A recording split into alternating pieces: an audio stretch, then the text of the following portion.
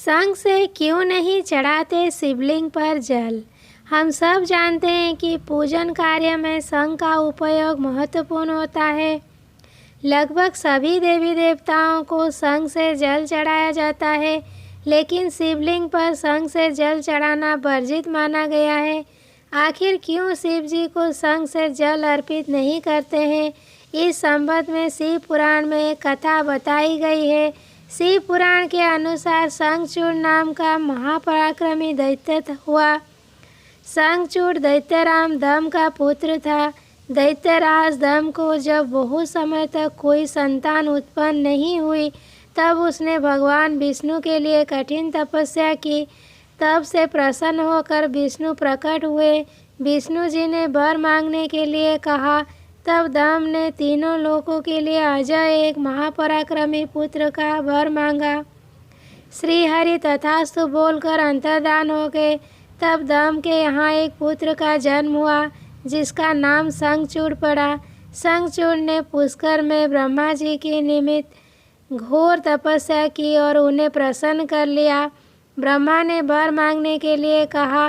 तब शंखचूड़ ने वर मांगा कि वे देवताओं के लिए अजय हो जाए। ब्रह्मा जी ने तथास्तु बोला और उसे श्री कृष्ण कवच दिया। साथ ही ब्रह्मा ने शंखचूड़ को धर्मदोष की कन्या तुलसी से विवाह करने की आज्ञा दी। फिर वे अंतर्धान हो गए। ब्रह्मा की आज्ञा से तुलसी और शंखचूड़ का विवाह हो गया। ब्रह्मा और विष्णु के वरदान के मध्य में चूर दैत्यराज शंखचूड़ ने तीनों लोक पर स्वामित्व स्थापित कर लिया। देवताओं ने त्रस्त होकर विष्णु से मदद मांगी, परंतु उन्होंने खुद दम को ऐसे पुत्र का वरदान दिया था। अतः उन्होंने शिव से प्रार्थना की। तब शिव ने देवताओं के दुख दूर करने का निश्चय किया और वे चल दिए।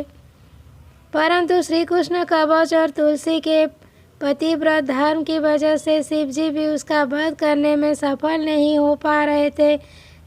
तब विष्णु ने ब्राह्मण रूप बनाकर दैत्यराज से उसका श्री कृष्ण कवच दान में ले लिया।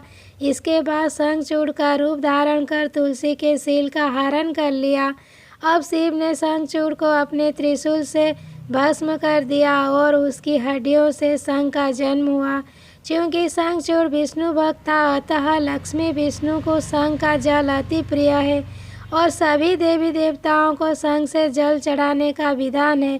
परंतु शिव ने चूंकि उसका वध किया था, अतः शंख का जल शिव को निषेध बताया गया है। इसी वजह से शिव जी को शंख से जल नहीं चढ़ाया जाता है।